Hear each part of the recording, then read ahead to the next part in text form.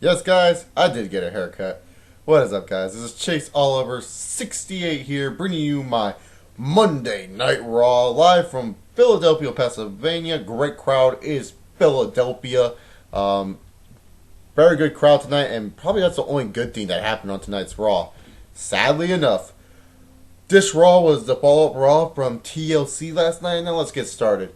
So we open up Raw, the arena is dark, and we see pictures of Alberto Del Rio and Miz, and we hear a voice, a familiar voice saying, "Did Alberto Del Rio win the title? Did the Miz win the title? No, it was me, the best wrestler in the world, CM Punk." And CM Punk makes his golly way. He has a title. He's all smiling. And then he does the same thing for Dolph Ziggler and Zack Ryder, bringing out Zack Ryder out here, and then does the same thing for Daniel Bryan, and Daniel Bryan. Daniel Bryan, Ryder, and Punk come out, and Punk is all like, this is the greatest thing ever. Who would have thought that us three would be holding titles right now? Who would have thought that me and Daniel Bryan, who met 10 years ago in the same area, would become world champions? Like, who would have thought that? I mean, seriously, who would have thought that? And he's like, now we are the world champions, nothing will change, and then Miz yells, "Enough!" And then freaking Miz, Alberto, and Dolph Ziggler come out, and they attack. Oh, God. I wonder what this is leading to. It's Laurinaitis time! Laurinaitis breaks up the fight, of course, because that is not entertaining, and you do not want to see a fight on Monday Night Raw. So this is what I'm going to do. I'm John Laurinaitis, Executive VP of Talent Relations, and the most cool and hip, exciting GM.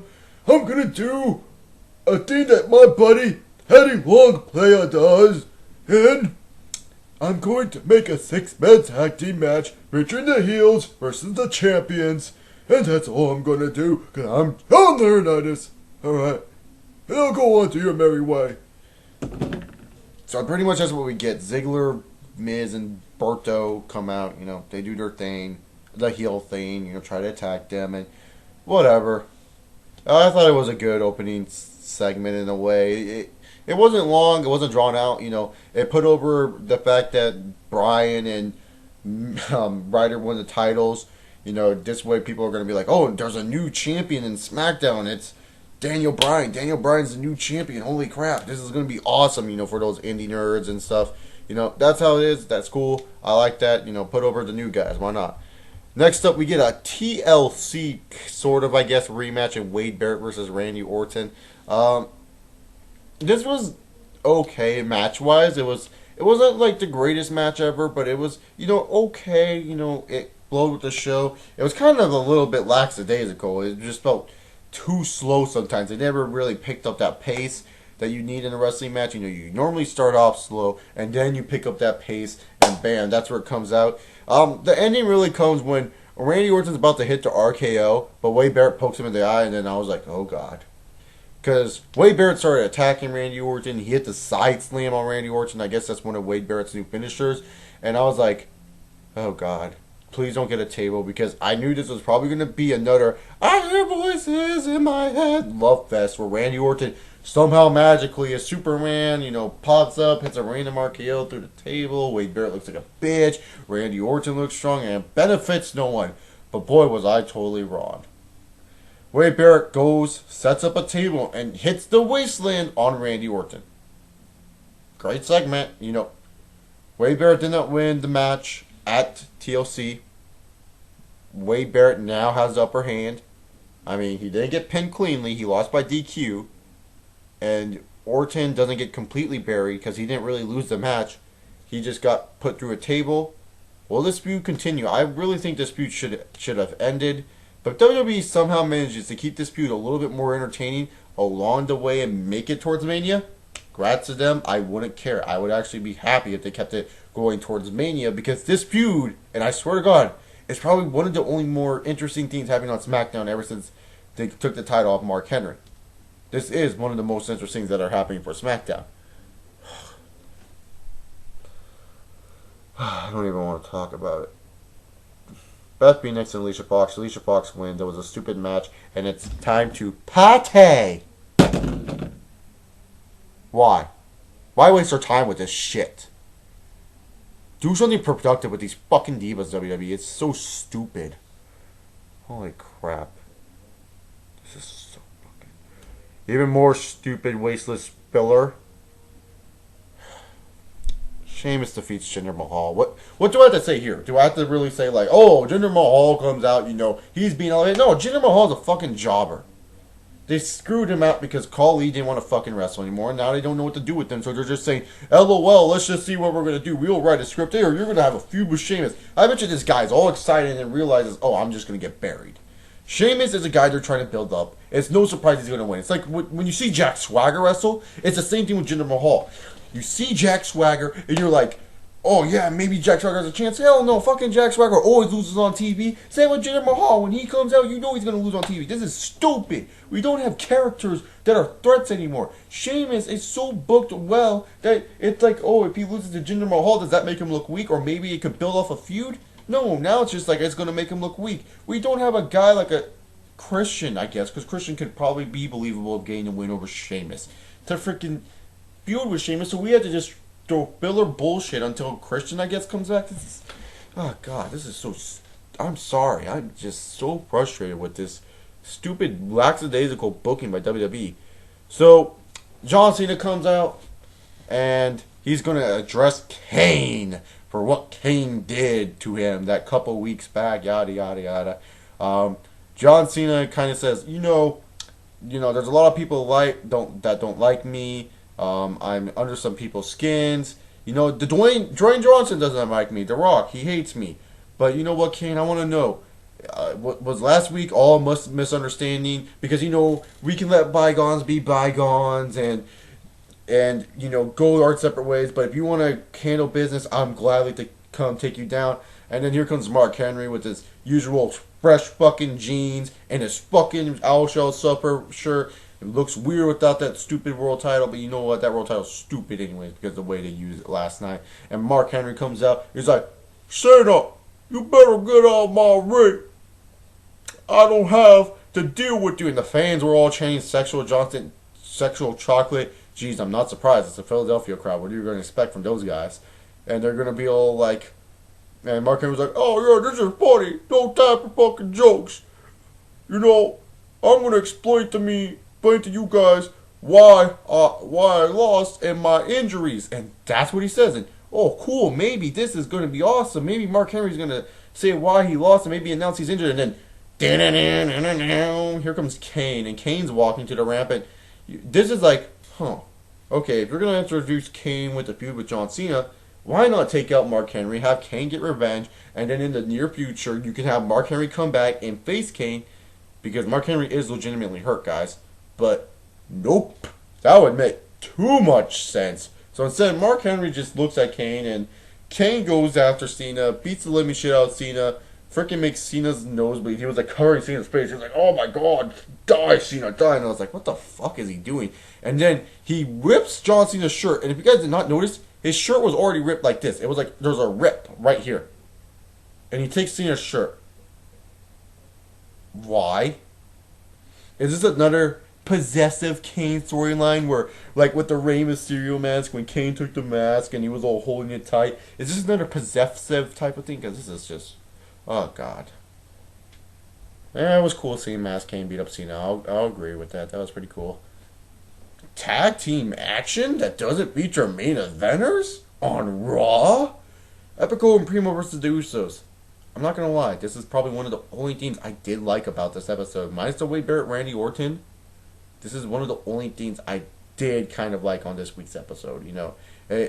Good tag team action from these two. Nothing too long. It was short and sweet. It was nice. It was nice to see these two tag team. It felt like a very classic type of Raw. When you see tag team wrestlers go out there and they're just two random guys versus another two. It's like one team versus another team. They're fucking solidified teams. One team has a sexy little manager on the side. It was great. I liked it. Not the best match ever, but overall this was pretty entertaining. I'm not going to lie. Santino Marella versus Cody Rhodes. This actually started because Santino Marella wanted to give Cody Rhodes a gift, and it was his Cobra puppet. And Cody Rhodes was not dealing with that. So Cody Rhodes goes out there, squashes Santino, and Man, this looks like a fucking. This fucking looks like a rewind from another Raw that happened. Oh, God. You guys did not know, Tribute to the Troops was last week. I didn't cover it. I didn't feel like covering it. It was on the same night as the Biggest Loser finale. Sorry. I like Biggest Loser more than Tribute to the Troops. They're not even in Iraq anymore. It's in freaking Texas, I believe. So it's like, yeah, whatevs. But yeah, they just went over that with Nickelback and Mary J. Blige, and they just show a lot of stuff. Yeah. There was actually a good interview segment with Josh Matthews in the Big Show, and Josh Matthews really. He was a little shit disturber, which I kind of liked in a way. Because, Big Show, he was like, oh, yeah, you know what? This is good for Daniel Bryan. I'm happy as Daniel Bryan won. And then Josh Matthews is like, whoa, show, hold it. I know you're a nice guy, man, but you should, aren't you pissed off? You just took away your title. And then Big Show's all like, looked like he was like angry and about to get upset. He's like, I'm fine, and walks away. I was like, Josh Matthews, you're a good little shit disturber. Everyone, Josh Matthews. We get the main event, the 6-man tag team match, versus, which featured The Miz, Dolph Ziggler, Berto Del Rio, CM Punk, Zack Ryder, and Daniel Bryan. This match was an okay main event. It wasn't like the best main event ever, but it was okay. It hinted some stuff maybe for the future, but we will have to wait and see. Overall, what I gotta say about this match is this show. I mean, it was okay. Of course, the faces won, and Miz, Dolph Ziggler, and Alberto Del Rio, and the faces did get to interact with the fans. They came out with the fans. I forgot to mention that part. I guess that may be a key part. And also, I don't think Del Rio or Miz got pinned. I didn't really pay attention to that ending. I'm sorry, guys. I'm doing a bad job on my review. But obviously, this show did not entertain me at all. It was very, how can I say, lackluster, to say the least. And I just found out that Rio tapped out to Daniel Bryan. But good for Daniel Bryan. He got a solidified win. But it just didn't entertain me. It was just, oh God, like what? Though, you know what was more exciting? The fact that the 49ers at Candlestick Stadium was darkened out the whole time instead of this Raw. That was more exciting than this Raw. That's how bad it is. When an arena in a football turns off the lights, that's how much more exciting it was. This Raw brought no excitement to me. The opening segment set up a good pace. Then Randy Orton and Wade Barrett set up a good pace, and afterwards all the way down. And then you have Kane and Cena, which kind of brings up the pace a little again. And then you get to the 6-man tag where it's like, okay, many people are probably not watching anymore because they're like, God, why the fuck am I sitting through this? It was very boring. It was not entertaining. I'm not saying like WWE fucking sucks or anything, but the show itself did not entertain me. Was there some storyline elements being built? Yes. Big Show is hinting a heel turn, and I did like that. Wade Barrett attacked Randy Orton and destroyed him. Did I like that? Yes. Because it's making Wade Barrett look stronger. There's a lot of stuff I do like about this show. But understand, guys, just because I like some stuff on this show doesn't mean it's like, oh, this is the greatest Raw ever. No, there's the thing about wrestling events, and this is what I gotta say. Philadelphia crowd, thank you for at least getting me amused a little bit. But besides that, the thing I like when I watch a wrestling show is entertainment. Am I watching through and through? Am I sitting there looking at my TV and I'm not looking down on my computer or typing in Google or trying to figure out how to fix my Facebook?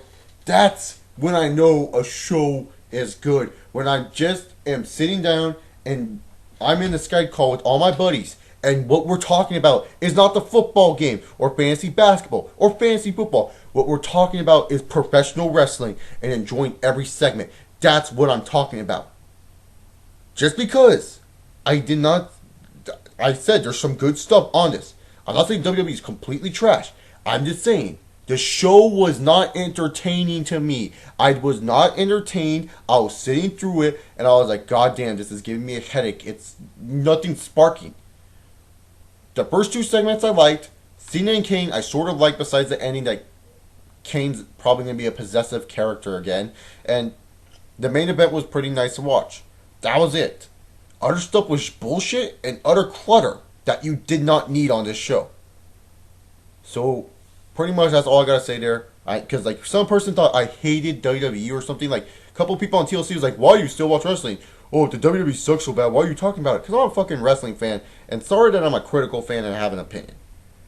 Sorry if I don't like everything. That's how it is. You know, there's certain shows I do like because they entertain me. This show just did not entertain me. It was just boring, and that's my honest opinion. So, pretty much that's all I gotta say here. If you guys like this video, give me a big old thumbs up. If you guys want to, you guys can subscribe up above for more content from me. Comment down below your thoughts on Raw. I'll chat with you guys if you want. And yeah, pretty much that's about it. And the overall grade for this Raw is a D. Yes, I'm giving it a D, and that's final. It wasn't entertaining at all. So pretty much that's all I gotta say. This is Chase Oliver 68 here. And just for you, Mr. Rap, Asian Randy Orton says peace.